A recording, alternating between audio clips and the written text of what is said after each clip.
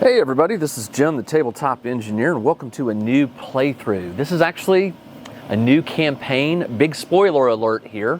If you're watching this and you've watched my previous 2d6 Dungeon videos, 2d6 Dungeon, you know that my last character died on level 7 out of 10. He made it all the way down to level 7, and unfortunately I could not keep him alive. But that's okay. That's what happens to dungeon adventurers, those who go delving too deep. And what it also means is I have to make a new character. But I'm not just making a new character for this game. I am also introducing a new set of rules and mechanics for this game that is called, I don't have the actual book yet. It's called 2d6 Realm. It is a companion set of rules. It says an expansion for 2d6 Dungeon. It is a companion set of rules for outdoor, upstairs, not in the dungeon type adventuring. In 2d6 Realm, what you do is now I don't remember in the rules where it says what to do if you've already got a character going. I'm starting a fresh character and a fresh land. You may notice that my board, my 2d6 board that normally is this way, is turned it's turned this way. And that is because 2d6 Dungeon uses a different mapping system for the outdoors. You are going to be playing a character that is exploring the land. You're going to claim ownership of lands, and you're going to do adventures on those lands. You may encounter monsters, you may encounter ruins, you may encounter other inhabitants. There's all kinds of really cool stuff that has been added. Now, as I said, I don't have the paperback version of this book. I only have the digital. So the first few games, as I understand it, those are going to be going out pretty soon. Toby Lancaster, the game's creator, just posted recently, I think it was yesterday, that he has received the paperback copies. Now, I believe my paperback copy is coming from the UK, so it could be, a little longer. But I will play from the digital until I get that paperback copy. And then I'll be able to do things like this, where I can add some tabs to make it go a little faster. But until then, you're going to have to deal with you're going to have to be patient with me, not deal with it, just be patient with me as I navigate this book. Now, I have printed out a cheat sheet of the tables and their page numbers, so hopefully that will help a little bit. But whereas with a real book and using tabs, you can flip very quickly, it's not so easy to do that with a digital version. Now, I do use bookmarks, and in that case, what I can do is I tap bookmarks, and I've got a few already done. And as I find myself using more and more, I will add new bookmarks so that hopefully I can navigate much quicker. So, how does this game work? Well, okay, the first thing it does is it tells you, in the beginning of the book, it gives you a little bit about the history of Coradine or Coradine. I don't know how that's pronounced. I think it's Coradine. Coradine is the land, is the world that you inhabit. And we are playing a realm. We're going to explore the lands. Now, there are different types of lands. There's, let's see. I know it tells me here. Let's see. Types of lands. Well, I don't see it here. There's bogs, there's forests, there's mountains, all that kinds of stuff. But you, with this particular rule set, and I think this is pretty smart. I could be wrong. Toby, if you're watching, you feel free to correct me. It almost feels like there's going to be some more expansions to this that allow you to start in other types of lands. Like, for instance, this one starts in the Heartland, which is like, grass and, nice terrain and easy to explore. I suspect that there may be expansions coming where you could choose to start on different types of land, like up in the mountains or maybe in swampy areas or something like that. I could be wrong, but anyway, you will be starting in the Heartland. And this game is based, if you're familiar with 2d6, you may recognize this card. This is the combat card that tracks the round and the shift adjustment die and the round, how many combat rounds have occurred. There is a card just like this. I have not got it printed yet, but it's right here, and it's for tracking time. Now, in this game, time works a little differently when you're in the dungeon.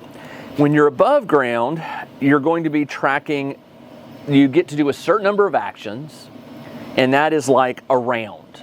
And when you finish a round, you increase, there's going to be 2 trackers for months, 12 months in a year, and you'll increase the month. So 1 turn represents a month. A turn is 1 through 6 on a D6. And it says when you complete the turn, you go up a month.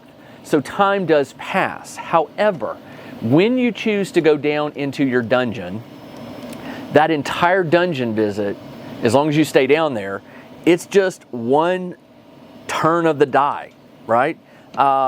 It says for the first 6 months, only have 1 die in the turn. Okay. Every month after round 6 of the turn, you must pay taxes. I'm getting ahead of myself. There's a step here. Where is it? So step 1, you explore a new plot or plot area. Plots are these gridded pieces of land here. 2, you can begin constructing buildings. You can build buildings on your land. 3, explore a discovered site. So you discover a site and then you can go explore it. You can visit the High Actuary, which is sort of like the lord of all the land. You have to go to the High Actuary to get disagreements settled. Like if you want a piece of land but somebody already owns it, but you feel it should belong to you because of the way your land is, you can argue your way and roll random dice and things like that.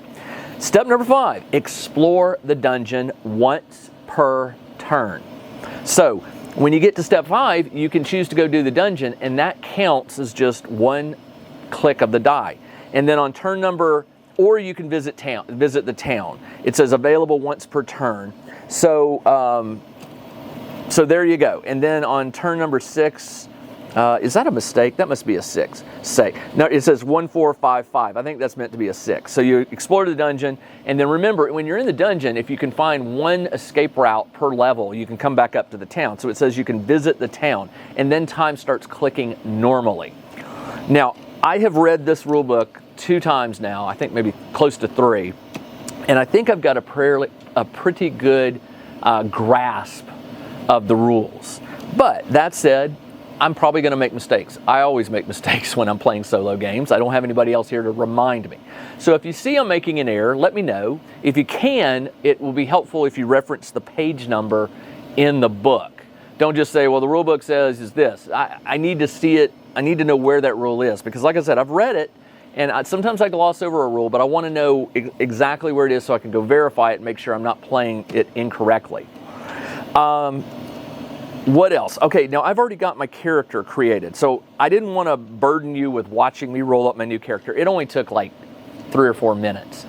If you want to know how to create a new character, I suggest you go back and watch my 2D6 very first episode where I make a character. I've already done that here, and his name is Serigar. He's level 1. He chose longsword. He's got a hack and heavy slash as his 2 maneuvers. He chose the jerkin, which has a number 4 to block 1 damage. For my magic scroll, I chose melt metal, which will allow me to get through 1 locked door. I have the standard equipment, 3 rations, and the potion of healing, which will get me up a maximum of 10 hit points, or up to my max. It can't go over that. And that's my character.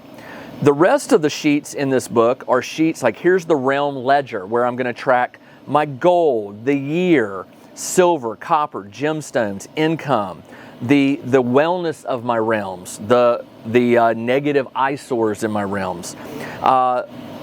When I want to have a title claim, I can do that. There are secrets to unlock in this game that I won't go over that, but they're in there. And then there are landowners that you can give gifts to or threaten that can impact the game. You're working towards building a fabled weapon. It is a weapon and an armor, mythical armor, because in your realm there is 1 dungeon. That's the dungeon you'll be going down to try to level up to get all the way through level 10. When you get through level 10, you will earn a legendary item. That is not the same thing as this fabled weapon and mythical armor. Instead, there are materials like metals and things that you are going to be looking for as you explore the world, and those items are going to be used by like a blacksmith or something to make your weapons and armor. your special weapon and your special armor, because once you have obtained that special weapon and that special armor, you don't have to do this. It's just an extra quest in the game. But once you have that weapon and armor, if you choose to do that, there is a legendary dungeon there's a big secret, there's a big evil in the land that you will go up against. And that's sort of like the end game of 2D6 Realm. With 2D6 Dungeon, it was to reach level 10, reach the bottom of the dungeon and find that legendary weapon and then get back to the surface. Here, there's another story. Actually, there's more than one story going on. There's secrets that I mentioned and stuff like that you will be you'll be following it, discovering clues and quests and things like that during the game that will all lead up to this final encounter, which sounds really cool. There are sheets where you'll be tracking your buildings that are on your realm. So you want to put buildings on them that are earning revenue, right? And there's workers involved. There's worker placement in this game. There are health points for your buildings and structures. They can get damaged. They can need repairs, things like that. There's another one here for house and manor. You can build like expensive houses and manors for nobles to stay in, and that generates. Here's one where anytime you find land that you don't want, you have to still log it, because you may come back in time and decide you want it, but it will probably already be taken over by somebody. And then of course you have your land log, which is where you will record the land that you do claim. And we'll be getting to that.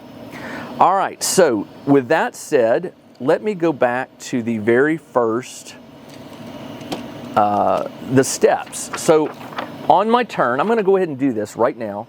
On my turn, it says you must explore a new plot or plot area. But before you do that, you have to do your settlement. So it says, on the land map, you start out with one plot. That's one of these grids. It consists of a large house, a well, and a wall, a stable, and a wall that surrounds it. Draw it in the center square. So center would be right here or right here, it doesn't really matter. And it gives you two options. There's a 3D isometric view, and then there's a 2D view.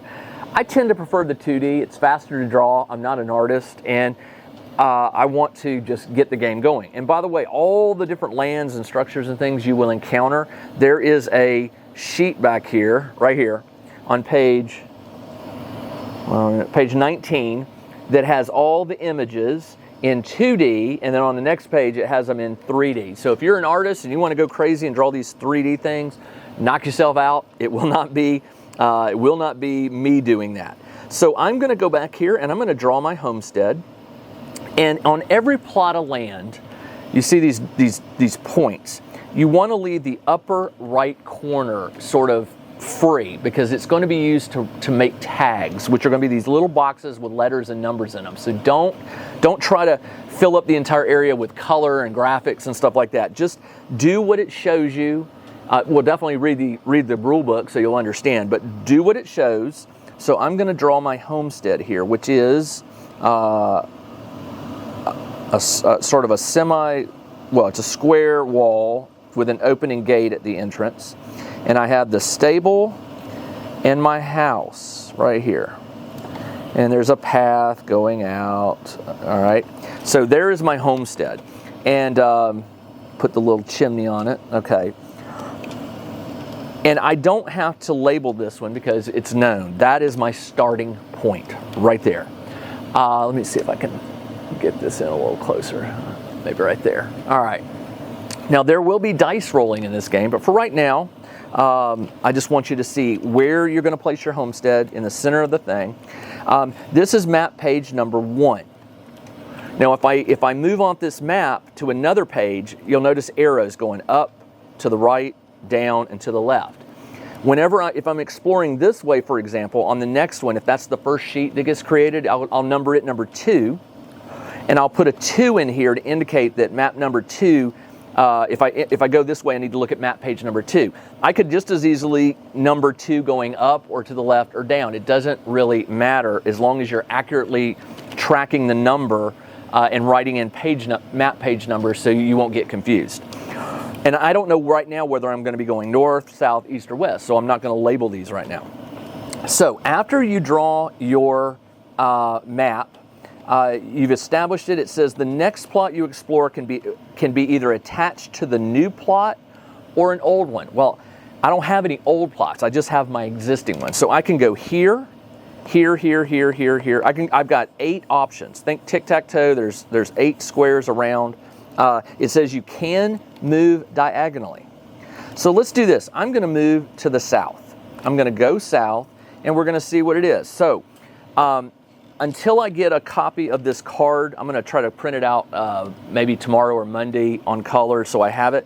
What I'm going to do is I'm going to place a number 1 here, and for the month, I'm going to put, well, when you complete a turn, all right, so on the month tracker sections, there are 2 6. For the first 6 months, only have 1 die. Okay, on the 7th month, introduce the new die for a count of 7 onwards. So the month, the round is here, and the month is here. So we're on month number 1. Can you even see that? Yeah, right there. All right. We're on month number 1, round number 1. So that's where we go to this sheet. On turn number 1, explore a new plot or plot area of land. How do you do that? Okay. So what we're going to do is there is a, it says on turn 1, up to 6 new plots or plot areas may be explored, once each turn with 6 rounds. So I could use all 6 of this die, each one, to explore a new plot. Turn the die, in each round you can do one of the following. So by the way, when I told you you could do all of those things, you can only do 1 per die turn, not all 6. So when it goes turn number 2, it's not like you begin constructing. You could choose to do that. All right, so I want to look for a piece of land. It says to generate the land, roll on TLAT1. So I'm going to look on here, and TLAT1 is on page 178. I think I actually have it bookmarked, maybe. Page 178. Excuse me, I do. All right, let me lock the rotation so it won't turn. It's locked. All right, there we go. All right. TLAT1. Now, if you're familiar with 2D6, you know it's going to be 2 dice, 2 different colors. If you're not, in this game, for both 2D6 Dungeon and 2D6 2D6 Realm, you're going to roll 2 dice. Make sure you pick one of them to be your primary and one to be your secondary. For me, I always have green as primary, red as secondary. So I don't have to say that in every video. I'm going to roll this, and if you look on this chart, and you probably can't see it, but there's a 1, 1, 1, 2, 1, 3, 1, 4, 1, 5, 1, 6. The first die on the left is your primary. The one on the right is your secondary. And so all of the possibilities from 1, 1 to 6, 6 are here. 36 options. I rolled a 3, 5. So when I go down to 3, 5, I see hills, area, and the number 2 for its rank. It's an area, not a string. Keep that in mind. I will explain string. An area is just 1 plot. So hills. So now what I can do is I can write down, I'm going to claim it, okay? Actually, hold on. Before I do that, let me confirm something. So it says, once you have established the land, you must establish who owns it. You can't just necessarily grab it. See the process of claiming land. Okay, so let's go over here, and we're going to go on claiming land, which is unclaimed log. Okay, hold on. Where is the claimed? Naming. Process of claiming land is on page 21. All right. You must see if it is owned before you can claim it. You can only benefit from and build on claimed land as part of your title. All right, so to claim it, you roll a d6. On a 3 to 6, there are no claimants. On a roll of 1 or 2, it has been claimed. 6, so it is my land to claim. So I will claim it, and to do that, I am going to go back to, well, that's that. I'm going to go back to my thing here, and here's the land log. It is a hill. It was rank 2 and the size was area. That's it. That's all I got to do. Okay, for now. Now, let me go back to the book. So, if there's no owner and you don't claim it, you have to put it on that unclaimed, which I'm not going to do. So if you still not own the land, okay, once a plot is claimed, it becomes part of your realm, and then you are due to pay taxes on it at the end of the turn. Remember, when this hits 6, when it flips over to 1, between that, a turn has ended, and you'll have to pay taxes, which means I better go to the dungeon and get some gold. Now that you own it, there are options. You cannot unclaim it. By the way, once you claim it, it's yours. You have to keep it, and you have to pay taxes on it. The value of a land plot is its rank in gold tripled. So its value would be, it's a rank 2, so it's going to be a value of 6 gold. So I can put 6 gold in there, and I think that's how much money it generates per year, or I can't remember. I'll have to look. So on the claimed, it's rank mod. I don't have that. Taxes, building points. I don't see where you put that. I thought you would attract that. Maybe I do it back on one of these realm ledger.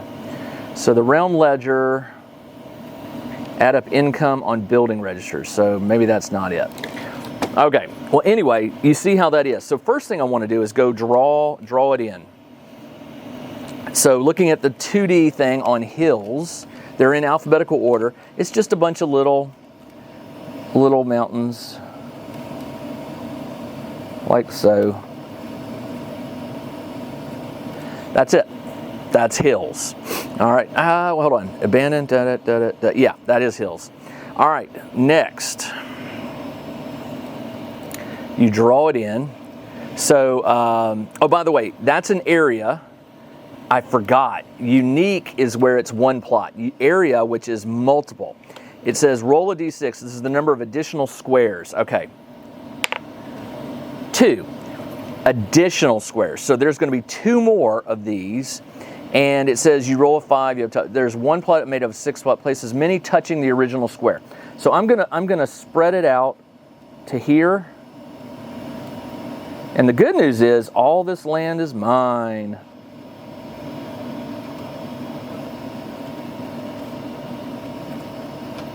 Like that. 3 plots of land. That's area. And it says if the plot area is 5 or larger, you have to roll on another chart to see if you have a land type encounter. So if it's too big, you might have a negative, like a creature or monster encounter that may not be good. All right. If you cannot fit them all, fit as many as you can. Do not draw in plots which are not attached. Okay, so they're all attached. So right now I've got 4 plots of land. Unique is the one where you'll only find one of them. And it says only 2 unique plots can be found next to each other. So if this were unique, I could have another unique next to it, but not anymore. I would have to start putting those elsewhere. So it is now, that's the end of the turn. I did that. Before I do, let me go ahead and show you how you got to name it. It says for all plots must have a plot tag so they can be referenced in the land log. The plot naming convention is, well, you can give them names. I could call these the Hills of Doria or something like that. But there's a little tag. Remember I told you to not draw in the upper right? You only have to do it in one of them, I believe, for the area. You draw it, and it's got a tag. This one has a tag of 25 OC. I'm not sure. I know that there's naming options. Hold on. Here it is. Okay, plot 1 hill. All right, so this would be 1 HI. Do you have to number all of them? If it was a 5th or plot or reveal, then it would be number 5. Okay. If it is the 5th plot or plot area revealed, it would be number 5 in your realm. If it is assigned to, okay, so interesting. So size 4. So this is size 3. but it will be called 1HI. 1HI. And then I have to go back to my sheet. And by the way, once I have the printed rule book, I'll be able to use my iPad a little better. So let me go to the land, and plot area is 1HI, 1HI, one hill land mass number 1, I guess. The size is, it's not A, the land type and the base, it's not land type A, it's the size is 3. That's how you do it. Okay. Is that right? All right, there we go. So I've got the 3. Now we, after we do the explore new plot or plot area of land, we can do it again, or we can go into the dungeon. What I'm going to do on plot number 2, just to cement this, is I'm going to try to discover another land. So you can travel freely in your land. So I could go and try to look at this plot or this one. So let's do this. I want to find out what's around me. So I'm going to go from my homestead. I'm going to go to the left here, and I'm going to roll 2d6. Oh, shouldn't have taken those two. 1 and 1. I'm going to turn it to number 2, and I'm going to roll 2d6. And I'm going to go to TLAT 1.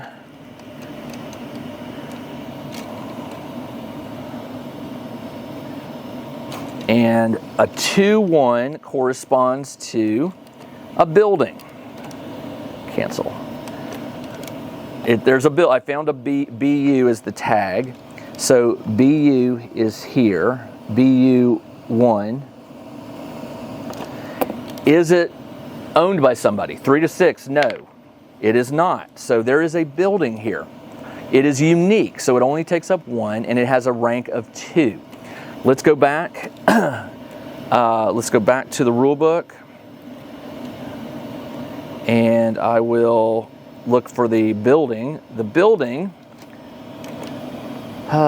is just it's just a real simple little. Now, it shows you how much space roughly it should take. It shouldn't take up the whole thing. I'm going to draw a single building here, because there may be other things that are built on this land and you want to leave room for it. At least that's how I understand it. So I have a building, 1 BU, and that is it. I need to go and register it. So I come over here, and I'm going to go 1 BU. It is a building. It was rank 2, and the size was 1. There we go. So I've got some land building up. All right. I try to keep these videos under 30 minutes, and we are fast approaching it. So that is going to be it for this video. In the next one, I'm going to pick up right where I left off. I may go dungeon delving. I need to get some cash, because as soon as this turns to 6, I got to pay some taxes. I also would like to maybe start building a building, but I don't have any money right now. So all of that is stuff to come. I hope you like this. 2D6 Dungeon, to me, the original 2D6 Dungeon, it by itself is just fantastic. It's fun. You can pick it up real easy. It's got a lot of depth to it, a lot of monsters, a lot of stuff going on to it. I debated whether I wanted to do just a 2D6 realm video of me just wandering around the country, no dungeon delving and stuff like that. But I think the game goes best when you pair the dungeon delving with the land exploration. So that's where I'm going to do. And that may mean that the videos, it takes a little longer for me to reach level 10 of the dungeon or something like that. But we're going to have fun along the way, and I hope you enjoy this. All right, that's all I got. This is Jim, the Tabletop Engineer. Thanks again for joining me. I will be back very soon with the next video. Until then, everybody, take care. Check out the new RPG and Wargame newsletter. Each week, the Tabletop Engineer shares news, products, Kickstarters, and much more related to the gaming hobby. It's free to subscribe, so check out the link in the video description below to sign up.